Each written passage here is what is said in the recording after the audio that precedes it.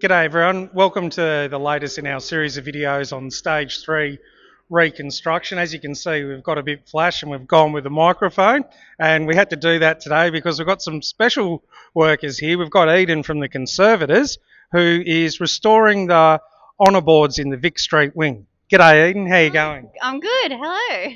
Um, you're working on the murals, which I believe were painted about 1911 at our best guess, and they do the honour boards of the histories of the Victorian Women's Hospital, Children's Hospital before it had a royal in it, the Austin Hospital.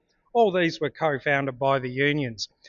First of all, how did you get into being a conservator?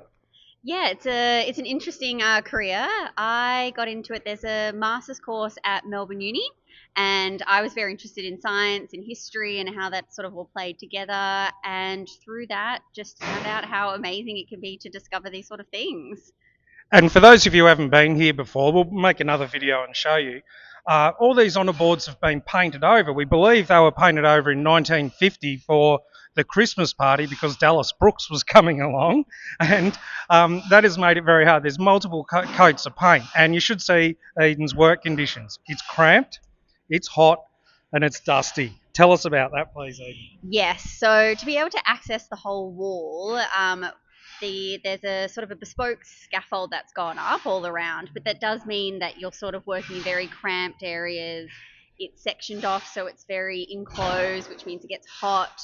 Because we're using solvents, we've got fans going in and out, we've got masks and hard hats on, and because we have to get the whole wall, we have to sort of sometimes lie down on the scaffold to get access to it, crouch down. There's all sorts of access issues that you have to do. So it's very rewarding, but sometimes you're quite sore at the end of the day. I bet this looks. Wait till you see the video. This looks like hard work. A couple of things I've noticed with what you do. You seem to put big white. I'll call them nappies for want of a better word.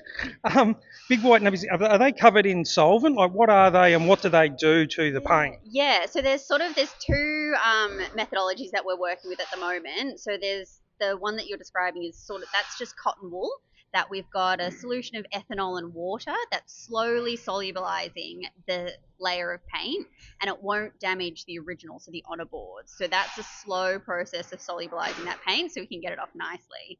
The other system we're using is for the top kind of layers, and we're using again a solvent gel, and that's a little bit harsher, but because we've got more layers of paint, it works a bit nicer to get through those layers of paint. Yeah, so they're solvent based, and they slowly solubilize the paint, make it really jelly, and then we can just scrape it off without damaging the last layer. And that's my next question. Yeah. How do you damage all the other layers but leave the last layer? And it seems to have goldy paint. Is that real gold leaf? What you're Yeah, finding? yeah, we're Oh finding wow. some beautiful gold leaf, which is amazing, and it's in mostly very good condition considering how many layers of paint there are and when it was painted over. Um, the way we do it is because we've got two systems, so we get very close to the original, but with that last layer, and then we sort of change up the system to go slower, and then with that, because we do it through testing and making sure the timing is correct, we know when to take it off before it damages that layer. And of course, some of it has already been damaged, and so you don't know where you might be hitting a more damaged spot, but that's why we take it very slowly and carefully. And to the untrained eye, it all looks pretty amazing. To your eye, if you're bringing your colleagues in to say, "Hey, look what I did," what will you consider a good job when you finish this? Well, to have it all revealed and after the sort of the in painting and the filling gets done, to have a holistic wall that you can read is amazing. I think also I think we were expecting it to be a little bit more damaged, but the writing you can understand, the gold is still there, which is incredible. So the whole thing I think is going to look really good, and I think I'm going to be very proud. I think all our colleagues are going to be proud. Oh, this is pretty cool. Yeah. Now, have you sneak preview for everyone here? Have we found anything we didn't know was behind there yet? Have you discovered anything you can tell me about? In terms of what there is honor boards, and so we did know that there were honor boards, but we didn't really know where they were. So we have found some of the larger ones and some of the smaller ones, which is cool. Where they're sort of dedicated to and all the names, that's all new. We didn't know what was going to be under there, so that's very cool.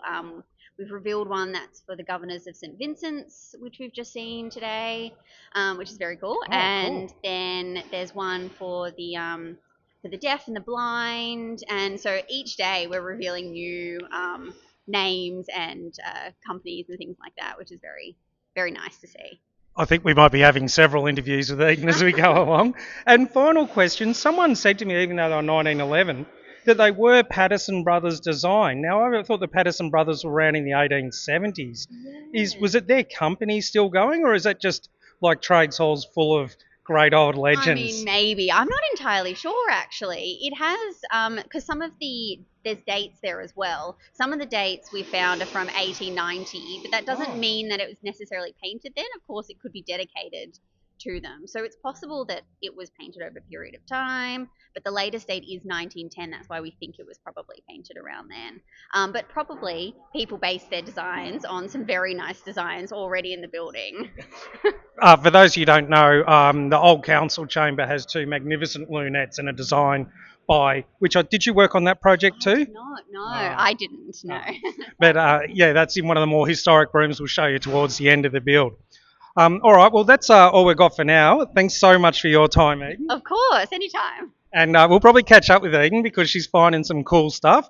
And we'll now duck into her workspace and show you a little bit of what she's doing for a sneak preview. Thanks very much, everyone. Thanks, Eden. Thank you.